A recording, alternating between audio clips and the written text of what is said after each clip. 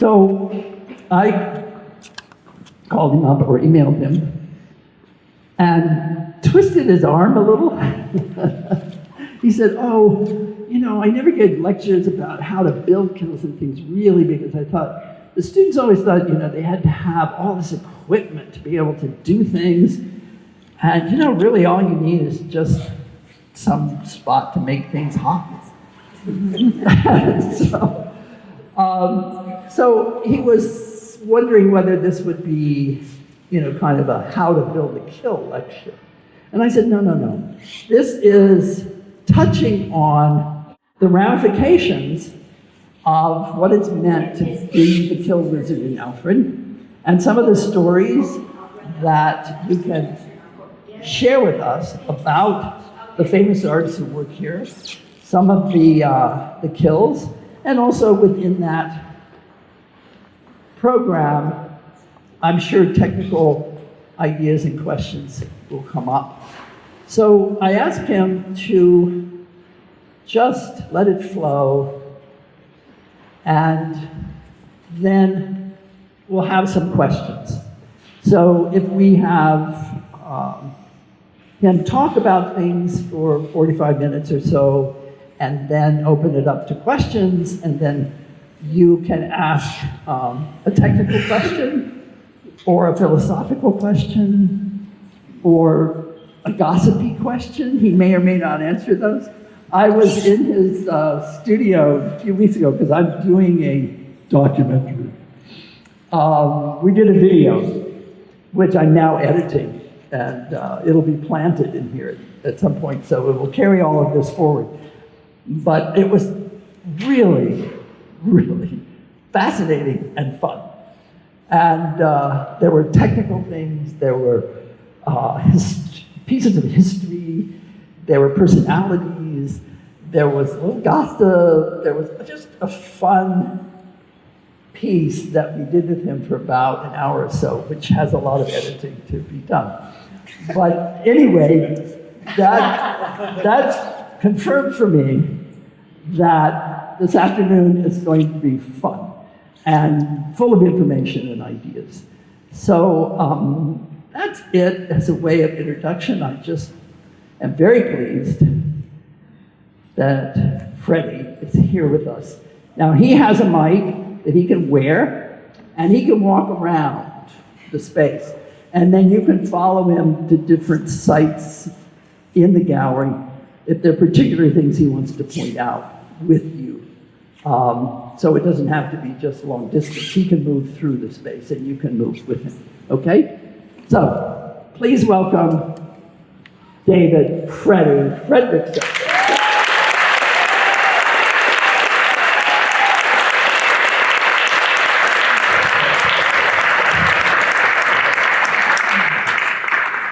Thanks, Wayne. That might be as good as the talk gets right there. The chances are you may be sorry you didn't get that person from Yale to come. Oh, yeah? And it's true, So. I was a reluctant speaker.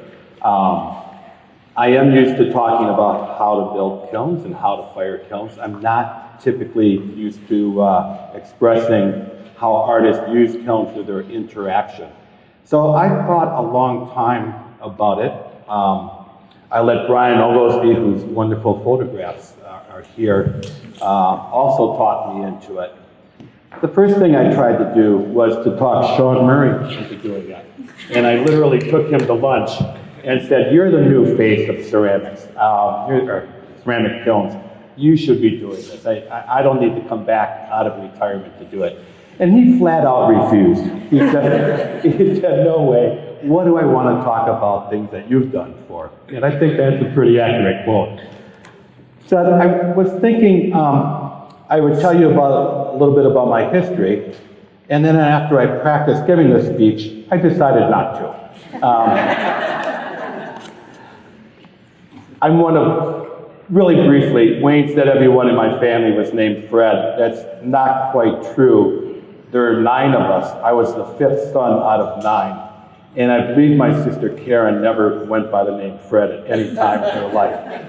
It may have been because the neighbors couldn't keep us straight, which his name was Fred, obviously, from the Fredrickson name. So I really thought, what brought me to Alfred? What drew me to Alfred? Because like a lot of us, I'm sure I came for the ceramics, and I realized when I got here that the people I came to work with had already retired. Ted Randall had retired, Bob Turner had retired, several were long gone, but it was a wonderful and welcoming place. And I really began this journey of building a community here. And the community, of course, was centered around ceramics, but it became a lot more than that. One of the people early that befriended me was Roger Freeman. And Roger lives in Ithaca today. He's retired for some years. But Roger was from Chicago, I was from Milwaukee. He went to school in Wisconsin, and so did I. But more importantly, we realized we shared a birthday, so we kind of got together. And in 1981 or so, I told Roger I was going to stay 5 years and then leave. All right, it's 39 years. This community has drawn me in and sucked me in on all different levels. It's a wonderful place. And as I thought about this talk, I began to think of how it kind of got started. And I realized that it was older than the College of Ceramics itself, is what drew us here. In this White House across the road, I believe that's allegedly the oldest house in Alfred. And in that house is a man named Danny Race, Dr. Race. Danny was in the engineering school. He had married a wonderful woman named Margaret Wingate. Margaret Wingate's grandfather was John Jake Merrill. Could somebody, I failed to get the poster, Bill, from the room. John Jake Merrill, with several other investors in 1888, brought together a group of people that were interested in starting this Alfred Celadon Tile Works. So we're all familiar with the tile roofs that are in Alfred. So Jake, as he was known, I think people, usually you read about Jake Merrill, not John Jake Merrill. Jake Merrill was instrumental in this endeavor, and I think we're standing on a spot where clay was mined and that the factory was just south of here. Now most of you people, a lot of faces I see, I'm sure, are as familiar with the story as I am. That factory was in business for roughly 20 years. It burned down in 1909. In that interim, it was sold to Ludowici Tile Works of Ohio, who after the fire in 1909, elected to close it and not reopen it. They're still in business in Ohio, Ludowici. In that interim, Mr. Merrill and President Davis from Alfred University came up with this wonderful idea to try to get funding for a school of clay working at Alfred. I imagine, I haven't read this, but I imagine the model were the statutory colleges at Cornell. More importantly to this story, Jake Merrill was politically connected in Albany. He was the New York State Tax Commissioner. Now how this man from Alfred got that job, I've never read. But this was an Albany plum job. He was connected. He was successful in lobbying for funding for the school. And it was signed into legislation by a relatively unknown guy at the time named Governor Theodore Roosevelt in 1900. So the school was started. Now this pottery center, clay tile center, as we know, it was no small endeavor. When you look at the photos of this, there's 50 people that work there. And unfortunately, they're nameless. But that was the start of the ceramics community in Alfred, this growing out of industry. Today, we would call it a jobs building program. I imagine Jake Merrill realized that people that were trained in ceramics could readily work in his factory or the second factory that was in Alfred Station, near the train station. So it's a jobs program, pure and simple, and obviously kind of a successful one. I've read that the original mission statement of the college was something to the extent of to encourage and foster ceramic arts and industry in New York State. That's still a good mission statement.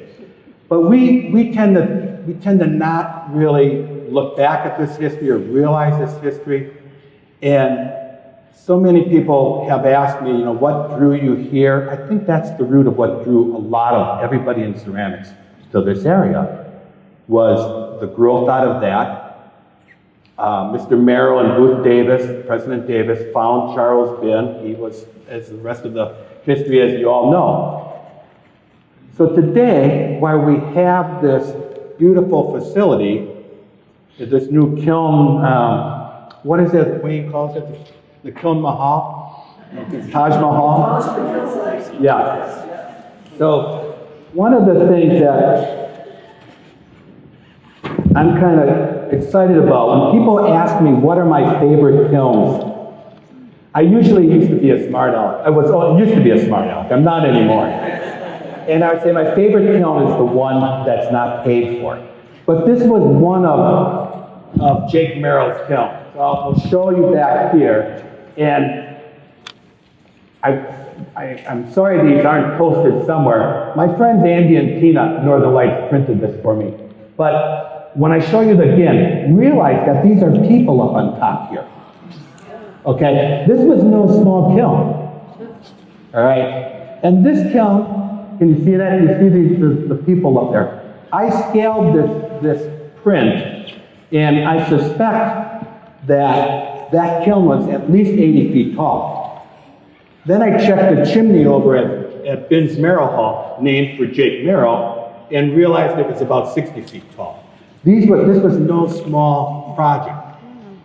This kiln's known as a bottle kiln, and in the photo in front of it is a chimney and a beehive kiln. A beehive kiln is one that I believe was downdrafted. In other words, the fumes, it was coal stoked on the outside around the perimeter. It was a round kiln, and the fumes went down through the center underneath the kiln and went up a tall chimney. So at the tile works in Alfred, there were a lot of smaller beehive kilns. I always thought that was a superior kiln. So in this photo, this front one is a beehive, what I would call a beehive kiln, and the one behind it is a bottle kiln. But they're building a more maybe primitive kiln or a lesser efficient kiln. The only reason I could think about it was perhaps with the prevailing winds in the valley, they needed that kind of draft. The way these kilns work is there's a crown, meaning it's built like a beehive, but the top of that kiln is checkered so that there are holes in it that the flames can come up, and this whole bottle above it is meant to create a draft. I can't imagine what this would cost today to have somebody come in and build it. Where'd Sean Murray go? What is it, $500,000? At least. I'm not sure if they made those bricks on site or not. That's become my new favorite, maybe either my favorite kiln or my second favorite kiln. So I have photos also of my favorite kiln. This kiln came out of a project from discussions with Farley Tobin, who I think was in school with John and Andrea. Farley Tobin. And Farley had been working touring in Costa Rica, or Honduras. And she found, it's my bride, Jackie, who's here, that likes to go to Costa Rica, and anywhere else that I'll go with her. But Farley was in Honduras, and she did some work with primitive pottery making. They had a small kiln that was also like a bottle kiln. And the work that they made was typically experienced what we call black pouring. So, to not get real technical on you, she said, how can we clean up the firing? How can we have a cleaner flame? And I looked at the photos she had and I realized we need a draft. We need a bottle on that. We need to turn that kiln into a bottle. Well, these kilns were only about this high, and they would fire them with little twigs and sticks before lunch, and then shovel the ashes on top of them, go in and eat lunch, and come out and unload it afterwards. What they were making, curiously, were figurines for nativity scenes. And they were sending them to the Capitol where they were fired again, glazed, and sold in either Williams-Sonoma or some catalog like that. So Farley was trying to get their production up. And we had a discussion, and we came up with my second favorite kiln, which looked like this. And Wayne, you did such a good job on that. This kiln is a bottle kiln. This kiln cost $35. And it was made out of bricks that were left over from building Binsmerrill Hall, but it has every function of a bottle kiln in that on top of the load, we put roof tiles that were from the community of Alfred that were fired. Okay. And so this had recycled clay, whatever, I went to whoever ran the clay store or grinding room at that time and said, what do you got that's cheap? And there were rods in there for fireboxes.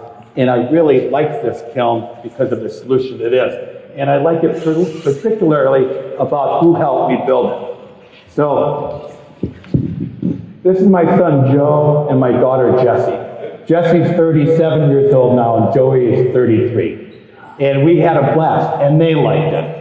And it's probably my favorite kiln of all time. So if I build a kiln for, $35,000, it's got nothing on these. This was fun. But getting back to Mr. Merrill and the stuff about Alfred, I'm going to kind of ask you maybe to come over here and look at 3 kilns. And I'm not sure we'll all fit exactly, but when I first came, Wayne called them luminaries. I was supposed to talk about luminaries. Well, that gave me some kind of idea of what to talk about. But Bob had already retired. And if you all got the brochure, the fold-open brochure about Bob Turner's kiln, that's the kiln that's here in this middle photograph. And this was so different than anything I had ever seen as far as a modern kind of downdraft kiln goes. I was flabbergasted that somebody would have a kiln that large with that little stackable space in it. This was not the kilns that we were building in the 70s or even the 60s. It went back to the 1950s. Bob told me this kiln was built by a man that came up in the summers in Alfred from New Jersey. I think I remember his name was Harry Radziwill. I'm not positive of that. But somebody had come to build it for him. And it took me years to try to figure out why it was so high. I think I have the answer. But Bob truly was, this is old school. This is like Hansel and Gretel push the witch into the oven kind of kiln. This is a cool thing. To a kiln guy, this is like, wow, this is a relic, And this was at Susan and Neil Merkwith Moore's studio. And they were going to expand their operation to that studio, I think it's fair. And they said, do you want the kiln? Can you come and get it? And there was a discussion up here at school, and we said, we want a photograph of it, that's for sure. And I think Wayne called Brian at that point, and that's kind of the origins of these photographs as well. But this kiln's got something unusual, and my good friend that's behind me, Sean Murray, is not even going to be able to figure out. But there's 3 things that are going on with this kiln from Bob, Val Cushing's kiln that's over here, and Val's kiln is just about the opposite of Bob's. Val Cushing's kiln has this very simple frame. And up on the top of the frame, if you look later, you'll see that this was just assembled together on site. So there was no welder on site. This was kind of done at Alfred, or done separately, you know, and put together. So what Val told me was the guys at the machine shop in the School of Ceramics helped him do this.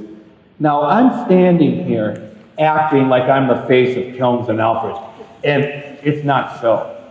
There were, starting with Jake Merrill, this long technological sequence, and I've not kept track of who the technicians were in the school. But when I came here in 1980, there was the most wonderful source of knowledge in the community, and his name was Al Ormsby. I haven't seen Al since yesterday, and I didn't mention this talk. I didn't want him coming here and listening to me. But when I came, most everything I know about kilns that's worth knowing, I learned from Al. Al learned from his father, Ed Ormsby. Ed also worked at Alfred University as a technician, originally for what was called the Navy Air Force Research Project. And they had set up this machine shop, and Jerry and Mary Lou are kind of nodding because they knew these people.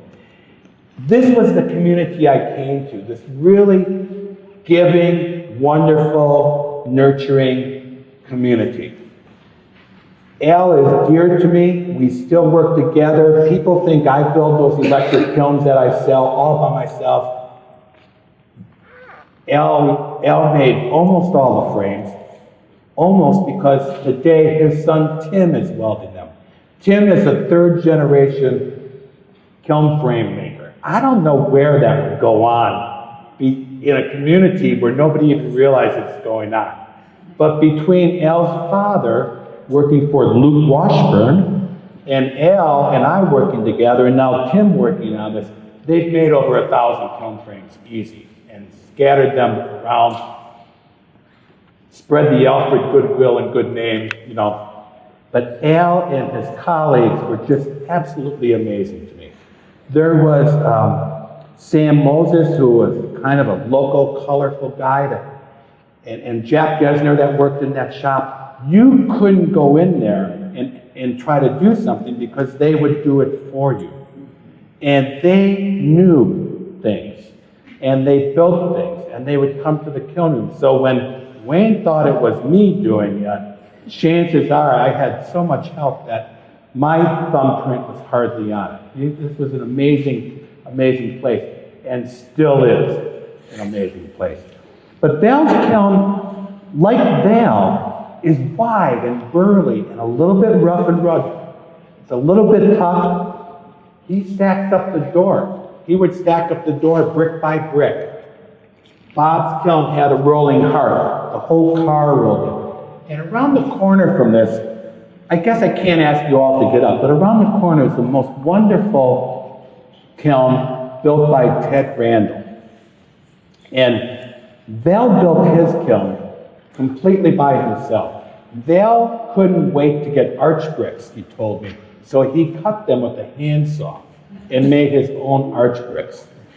Bob had his kiln built by somebody, and Ted was an amazing, amazing person. Ted was a classic guy, and his wife Catherine was as well. Ted had studied sculpture at Yale. Ted's father had been the editor of a magazine for the brick industry. He brought that background with him to add to this community, and we are in Harder Hall in a program with foundation studies, pretty much, as I understand it, nurtured and designed by, or brought here, Bauhaus influenced by Ted Randall. The history of art at Alfred is kind of a cyclical thing. There have been administrators that maybe weren't real, not in our lifetime, but prior that weren't, they were engineering side. And Ted became chair of the Department of Art and worked with Larry Lawrence, who was dean at the time, to make this program and this building happen. Okay, so Ted's kiln is this beautiful round kiln, and it has a crown on it. And every ring of bricks that go around in that crown, going through the circle, are a different shape. And they're all calculated. I can't begin to fathom that. And he had them, they're custom cut to do that. That kiln's a throwback to the kiln Jake Merrill did. It's a round kiln. We don't think of this, but round kilns they envelop space better than square spaces. And so in that round curve, Ted had designed the firebox to be kind of a semicircle, is that the correct term? Which is more efficient, radiate the heat back in. Ted had all kinds of great ideas on that kiln. It had a rolling hearth, a rolling car, that went out into his studio. And you people, everybody here has seen Ted Randall's work as you enter Holmes Auditorium. There's a piece that's outside the front door. I'm amazed that it's there, and it's been there forever, but it was fired probably on that hearth that rolled in and out. So that hearth went into his studio. He could model those huge pieces that he made and then roll it into the kiln. Andrea's kiln is around here somewhere. It's on this wall. And it's a kiln that I built, but it has that same rolling hearth issue, or that same rolling hearth technology. A little nicer docking system, I might add. But it's a throwback to Ted. You know, it's something I learned looking at Ted's kiln. I didn't come here knowing about kilns. I was hired by this person who really prided himself, I think, on taking chances. And he took a big one when he hired me. And that was Tony Hepburn. And Tony was a contemporary of the three gentlemen I'm talking about. He and Bob were friends, and he and Ted were friends, and he and Val were friends. Tony elected not to have a kiln. And he had told me, when he built the studio, he had me come up to help design circuits for his studio. And I said, well, we'll need, I don't know how many amps for an electric kiln if you're going to have an electric kiln. And he said, I'm not going to have any kiln. Which made me speechless, just like I am now. And what he said was, it would limit what I could make. Now, is that true, or is that, legend in his mind? It doesn't matter. We have to think about how these kilns influence our work, or how we pick kilns, and how we select them when we buy them. So when I talk to people about making a kiln, that comes up. I have questions that are right off the bat. How big's your doorway? How much electricity do you have? Are there any steps going into this place? That kind of mobility problems. But the real thing that is people have to ask is, how often do I want to fire? How many things do I want to get in there? And what temperature am I going to? And that kind of thing. So Tony didn't want that kind of limitation.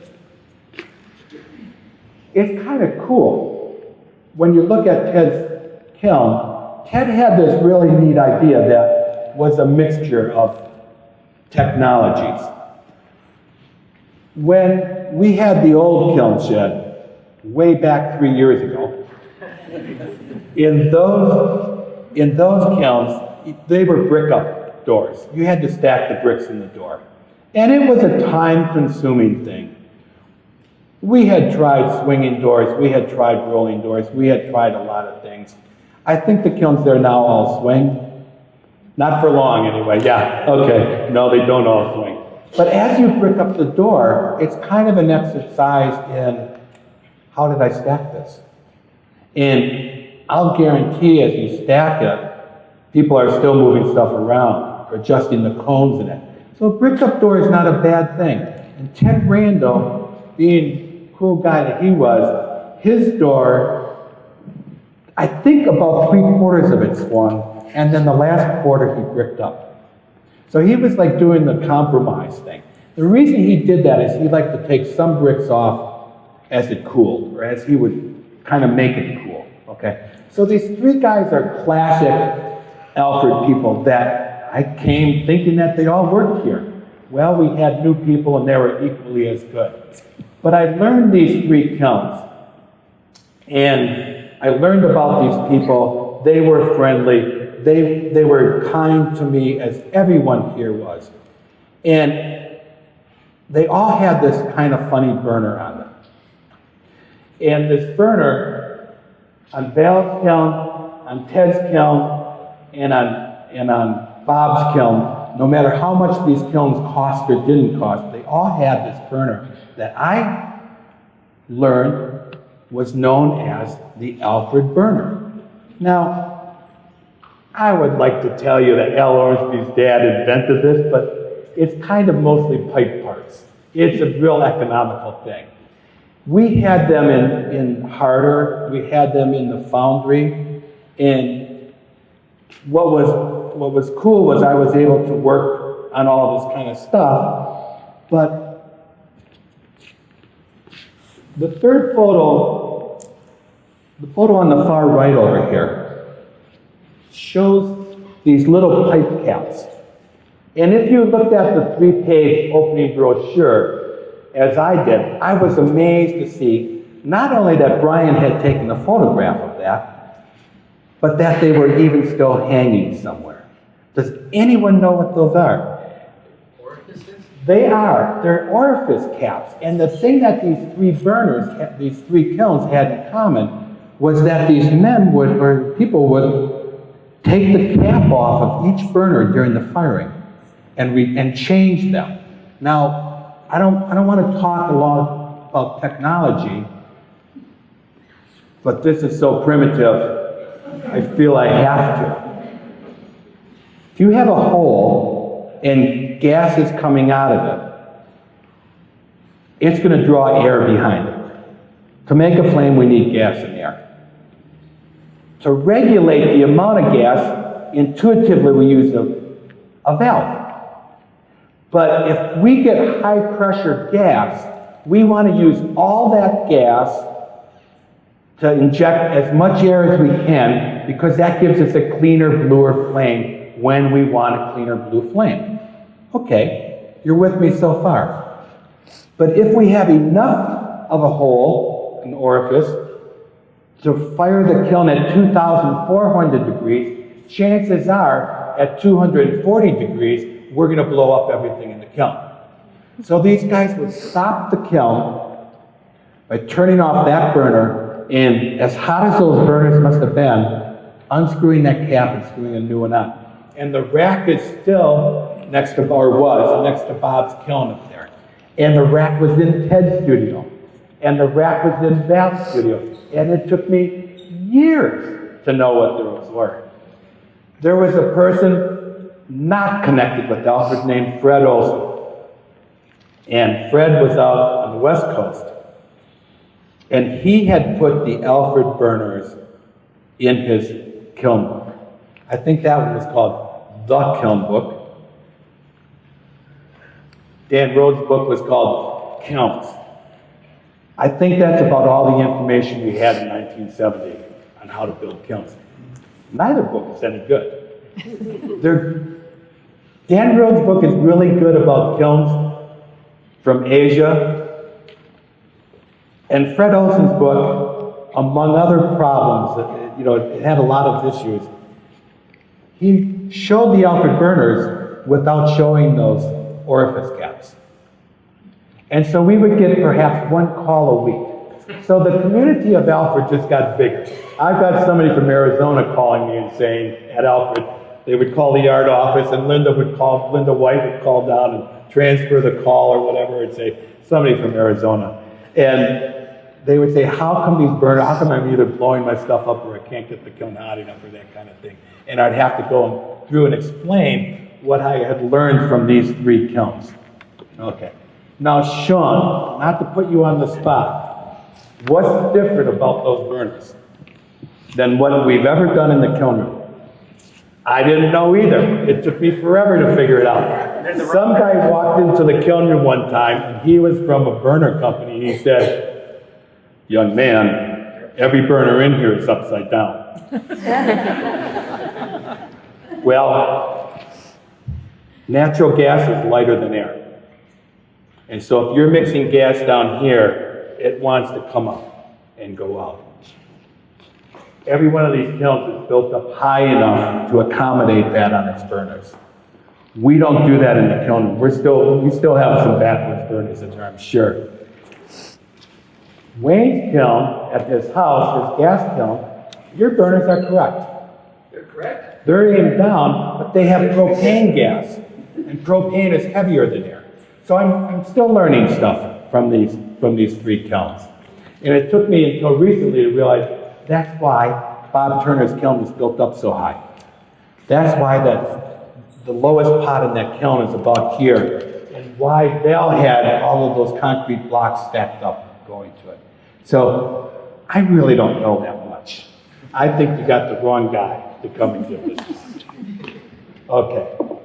Today, like when I arrived, I think Alfred is kind of blessed to have the best technological team you can have in Sean and Keith and Hannah. I think these guys are terrific. I think they know things that I never knew. Keith knows things I'll never learn. Hannah has organizational skills I never had. They're the best part of my community. I still like to have lunch with them once in a while. But this whole idea about community really sprang for me. Just living here, I was reached out to by the fire company. Now, if you haven't been asked to join the local fire company, you haven't shown your face around enough. But they talked me into it in about 1982. And they said, "We really need you because you know where the gas pipes are in Harder Hall. You know about kilns." Sure, okay, that's maybe what they said. They just need warm bodies that will turn off in practice. But we did have a kiln fire in the kiln shed. And I did become an ambulance attendant, and we had a baby born in the second floor restroom of Harder Hall that I was able to not witness, but get there second person after Linda White. We had a death in Harder Hall. It got me around in the county. It broadened my community. I was involved in the nuke dump protest times in 89 to 91. Got me a bigger community. I did scouting and I did Little League coaching. I didn't play Little League when I was a kid, but Alfred, New York, small town USA, you get to do that. This community is terrific. This community, a few years ago, I was thinking about retirement, and I thought maybe Jackie and I would move. I didn't know, but I had a conversation with a friend, Ben Palmer, at the concrete block plant, and I realized I couldn't leave this place. I could never find people that would forgive me the way you all have. So it's kind of grown to me. The 5 years, I told Roger, have turned into 50. There are so many wonderful times that I had around ceramics, around people, around kilns. I remember going with Laurie Higgins' dad to Shenango, China, and Buffalo, China, and Syracuse, China. In the early 80s, he was teaching industrial design.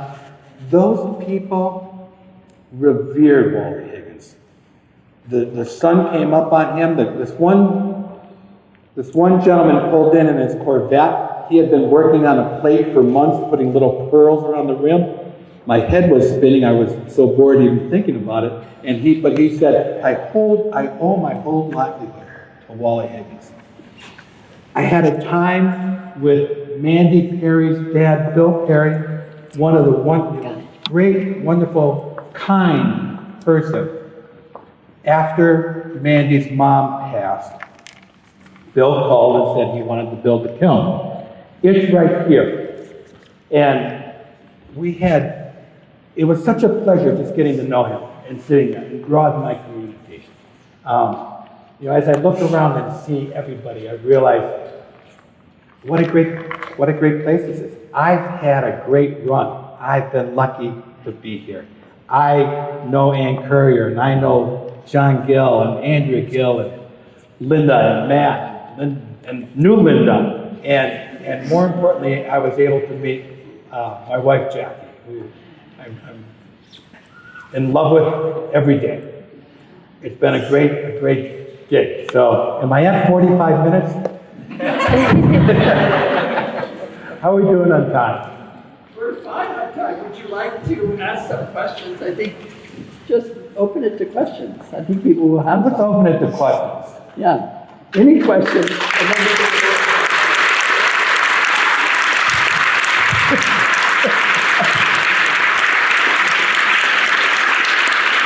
I'm ready for John. And Donald Royce came from Ithaca. Isn't that something? That's community. One thing, if you want to think of a question, that would be great. But one thing, the community, I talked about Mr. Merrill and Sean and everyone around. There are still people around that. It's like another ring of ceramicists that I failed to mention.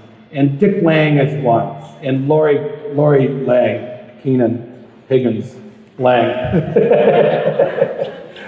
Lori Lang. Mark is out on 417. Ginny Metzer, and Ann, of course, is here, and shown over here. And Corey, people do stay in Alfred. Corey and Caitlin are examples of that. And this next ring of people is still such a cool part of this community as well. So, Linda Huey's here. I mean, all the ceramic, all my friends and heroes came to hear me jabber on. So, any questions? Would you tell the story about when you came for your interview? It's a long, I hope wants to know if I'll tell the story about coming for my interview. And I will tell it, but you have to pre-forgive a lot of people. And there's people smiling already because they've heard this. So I will tell it. I was working at the Kohler Art Center in Sheboygan, Wisconsin. I started there on Monday after I graduated on Saturday. I tell you that only because I want you to understand I was working 60 hours a week for Ruth Kohler, who's a good taskmaster and taught me to work, but she paid me exactly $8,400 a year to do this. I couldn't wait to leave. One of my responsibilities was I was in charge of the arts industry program, where artists come to work at Kohler Company. And this was a good gig. I got to meet great people, 6 a year at that time. And one of them was Terry Rosenberg, who had studied and got his MFA at Alfred, probably at the same time as you, John, or close to it. Right after, but late 70s for sure. And he stayed with me. I had a big apartment with many bedrooms, and it was a story in itself, but I had to fly to New York, rent a rental truck at the Port Authority, make a lot of pickups at artists. This was a cool job. I met Crystal. I met cool people picking up artwork for Ruth. And then, among other things I did for Ruth. But I called about this job that was advertised in Ceramics Monthly. It was a significant ad. Terry convinced me it might be suited to me. He said there are cows that come up right at the campus. But you're kind of a country Wisconsin boy. I grew up in a small city called Milwaukee. We were small because Chicago was a few miles, 90 miles away. So I called. I had a letter of introduction. I had my resume. I had slides. I called and got a hold of Tony Hepburn. And this was no small feat before cell phones, but Regina Brown, office manager extraordinaire, made this happen, told me when he would be in the office. And This was probably on Tuesday, and I said, tomorrow I'm going to be driving, I could drive through Alfred. He said, the job is already closed. But you could stop by. He said, that would be fine. I said, sure, what time? He said, well, I have class at 9 o'clock. Come at 8:30. So I drove up Tuesday afternoon, October 15th or so, Route 17, sunny day. I later found out was very rare. Sunny day. You go in between basically the Adirondacks and the Catskills. The maple trees are all kind of Halloween orange and Christmas red, and it's beautiful, it's sunny, it's warm. I'm from the flatlands of the Midwest. This looked beautiful. I got to Alfred. I got a room at, they called it the Squirrel's Nest. I remember being upset because I couldn't get a phone call out. The next day I woke up early. I had breakfast at the Little Red Hen, nicknamed the Little Dead Wren. And you old timers know. It was the Stearns family at that time had a restaurant. And I came up and I pulled in the Harder's lot. And I parked in 4 or 5 spaces going the wrong way. So I had this box truck, this rider rental truck. And I went in at about 8 o'clock and I looked around and it was pretty impressive. Now remember, this was 1980. Harder Hall was 7 years old. It still had a shine on it. It had a sparkle. That was 60 million years ago in repairs, literally.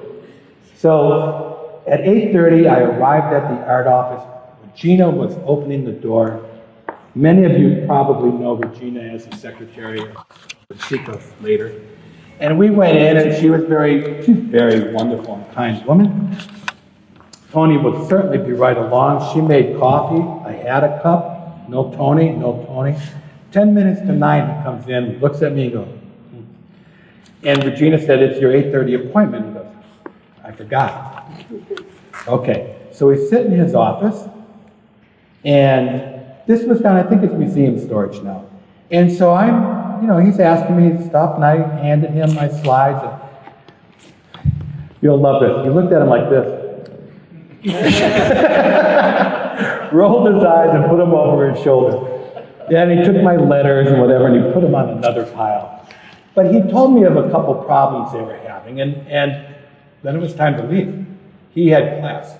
So I thought, I'll never, in a million years, get this job.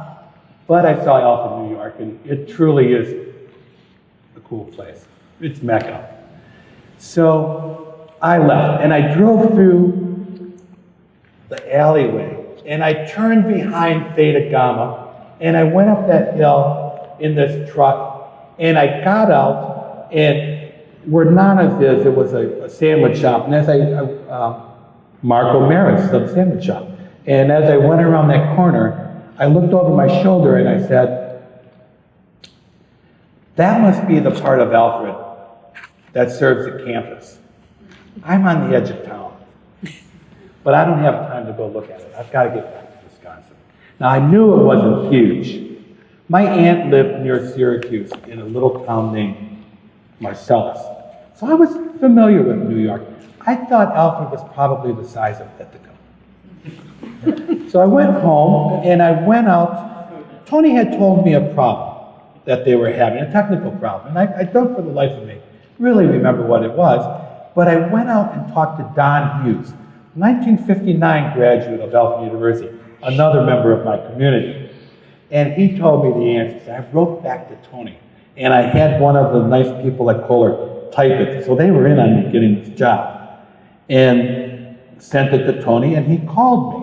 And we had a phone conversation. He called me again. Now, they didn't bring me back for another interview or anything because I was willing to come to this beautiful place with the warm, sunny day and the bright orange colors and the pretty red trees, right? And I came. And I got here November 21st. It took me 3 days to drive from Sheboygan, Wisconsin to Alfred, New York. The second night I stayed in a little town north of Lake Chautauqua we used to have to come through. And they said if there's a snowflake in the sky, it's going to land between here and Alfred, New York. Andover didn't look so great back then. I always thought I had come to the wrong place. Like I told Roger Freeman, I was going to stay 5 years. Okay, this is probably the rest of the story where it gets funny. Hope knows it. Fast forward 25 years. Meanwhile, I had grown into this. I thought I was like the next Kiln guru. But Tony's wife, Pauline, passed away. And many of us went up to Hammondsport where the internment ceremony was.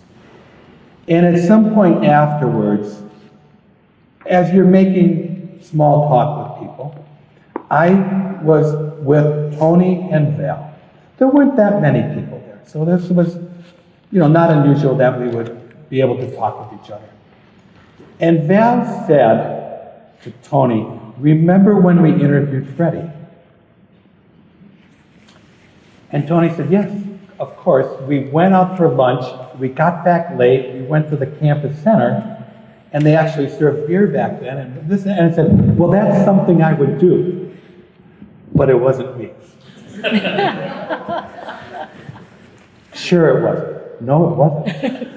Yeah, of course it was. No, it wasn't. Now, I don't know this to be true, and I don't really want to believe it, but I think when Tony dropped my stuff on top of the pile, Regina set it up previous to that in order of applicant status.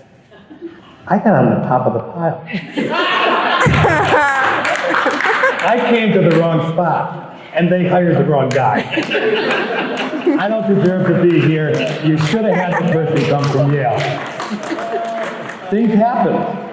Things happen. I'm not sure it really happened that way. Okay, question number one. Any short questions? Yeah, oh, wait a minute. I didn't sign up for this.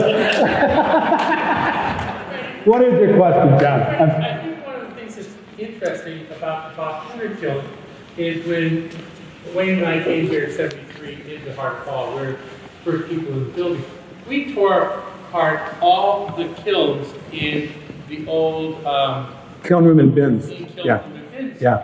And they were all like that. Yeah. They all had the brick on the outside. Yeah. And they all emptied out of the floor, and they went up the big chimney. Right. And they had salt kilns, everything. Yeah. And there's a wonderful picture of that kiln room in an old copy of the Dan Rhodes book. I think it's in Stonewood. Or Portsmouth. What was the name of it?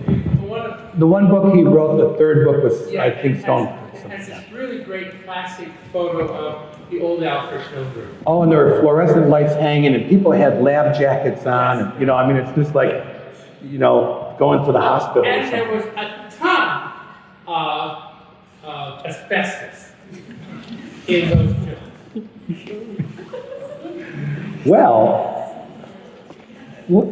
when I moved into Harder Hall, we would go through the doorway with the forklift. Oh, yeah.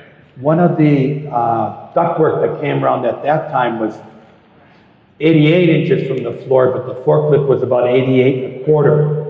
And the ductwork in Harder had asbestos on the outside. And so it as well, they remediated that in 89, I think. So, yeah, asbestos, Cool. probably not the worst thing in the world that we have, but it sure had a legal challenge. There's some great photos about the tile plant that were here in Laurie McFadden's book. Round kilns that had arched doors underneath the crown. And there's a lot of documentation available for people that are interested in it. Oh, and then the other thing is on Val Cushing's kiln, the damper. Did you ever hear this story? I think it's made of Inconel. Huh? I'm not sure of the material, but I think it's Larry Inconel. Lawrence gave him this piece of metal that he impossible to cut. And so Val had to build the damper just right for that. Yeah. Val's kiln, I said he was rough and ready. He was just, Val's He was a strong guy. His shelves, I think, were 39 inches by 13. And he could set those. And when you are around kilns, you don't want to change things. You know, I've helped people transition from kilns that look like Walter's round barrel kiln into bigger kilns. There's always problems. If Matt and I made 50 glaze tests together and then split them all, each one in half, and he fired half in his kiln and I fired half in my kiln, we would pick different glazes to use because in his kiln they didn't work, or in my kiln his didn't work, that type of thing. So glazes and kilns are kind of a funny marriage, you know? And Val's kiln was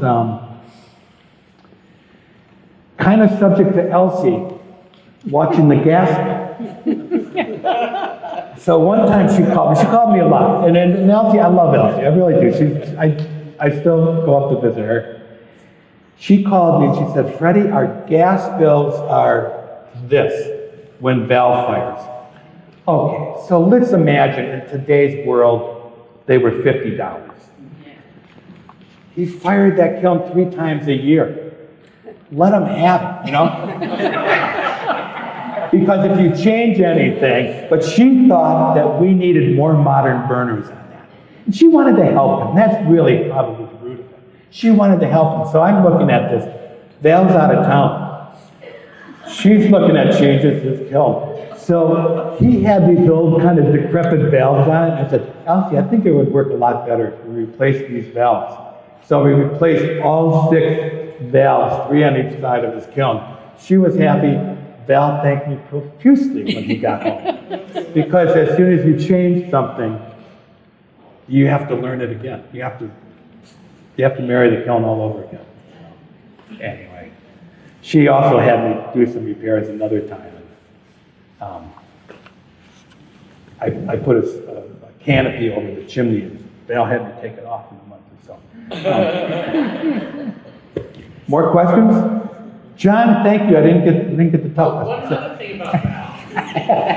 Did you hear a thing that he used to flip his silicon carbide shelves out over and not have chill wash? Oh, but he pretty much knew. I mean, Nothing would drip on his stuff, and so yeah. and so he would flip his silicon carbide shelf so that it wouldn't warp.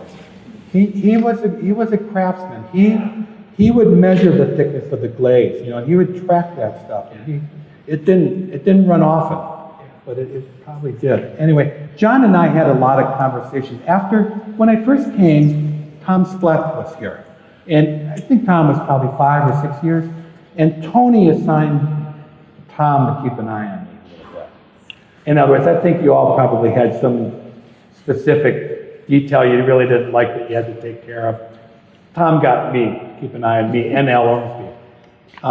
After Tom left and John came, John and I had a lot of conversations, and John had a big part in Kilns and trying to keep me straight and narrow, keep me building the right kilns. I remember many times, don't build it so tall this time, build it a little short. Fire better if it's short. So there's been a lot of help, a lot of influence over the years. Question right here, Corey Brown. I was going to ask how you got the kiln company started. She didn't really talk about that. No, because I didn't want this to be an advertisement. I'm still curious. Oh, repeat the question. How did I get the kiln company started? And I said, I really didn't want this to be an advertisement. But it was, I do feel okay about it, and always about doing it, in that I would build kilns for the school at my shop. The school would buy the materials, and then I would build them at that facility. And I feel okay about it because anything that I came up with, or Al Ormsby more appropriately came up with, we would put on the kilns at school. But the way that came about was, we fielded a lot of phone calls. You know, today, there are 15, 20, if not more, really good ceramic schools. There's competition out there. And I have something about that to say too, but people would call, where do you call? You call Alfred. There really weren't great, vast books like there are now, there were these 3 or 4 books written at Alfred and Michael Cardew's book in 1970 or 79 rather. So people would call, and finally one day I said, I think we can build that. And okay, get ready. It was Danny Race, now that I think about it. And he was involved in the Northern Tier Children's Home. Well, we built a kiln for them, Al and I did. And this was going to be a one-off. You know, we were going to buy lift tickets for the kids or ballet lessons or whatever it was. And we built a few maybe that year. And Gas? electric. Okay. I did go and build gas kilns at Haystack, at Peters Valley, at Anderson Ranch, at Worcester, Ohio, at some camping pit. I was burning my vacations doing that. I really didn't want to do that anymore. And so there were competent people building gas kilns. Gas kilns are a living, breathing, learn how to fire it. It takes 10 firings to get used to it, to figure out how to torque it. Gas kilns are specific. John's kiln oxidizes, Matt kiln reduces, Metz's kiln makes his pottery the way it makes it, but if you fired it in some other kiln, it would be different. They have a personality. Electric kilns, I can make it fire today, 2 degrees top to bottom. So I felt comfortable making those and sending them away. A person in Westchester County bought one. Incident, Val Cushing was the first actual receipt for kiln work. I still have it, 1984. I built the round kiln for him. But somebody ordered one in Westchester County. My friend Jack Morrison wasn't my friend at the time. He had originally built the electric kilns for Harder Hall. And he called and said, if this is what I think it is, this is going to be a good kiln for his friend. He was like brokering it. And Howard Axner in Florida saw one time, I think he saw that kiln, and then he put him in his catalog. And it wasn't an overnight type of thing. And at one point, besides Al Ormsby, we had 3 employees part-time that worked for us while I was working at Alfred. It was a little bit nuts. Jackie remembers that was 2000, I think, when I was at Steve Galley's shop on the hill. I was going nuts. We kind of deliberately throttled it back. So today, Linda's nice husband has helped me a couple of times. And he said, you could really grow this into something. I go, I'm not sure I want to do that. You know, at my age, I'm thinking about doing less of it than that. So it was really because of my association with Alfred. There's no doubt about it. But we brought things back as well. I think it was symbiotic. Good question, but didn't want to answer it. Okay. Other questions? Seeing no hands and being so very glad that this is over.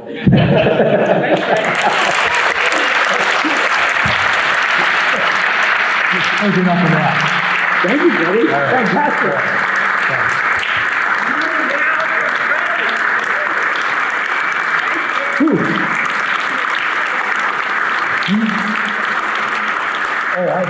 Thank you for that.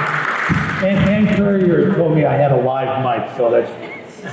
She watched out for me for 25 years. Don't talk to her if you have a line. Okay, Is that from experience? tonight is part 1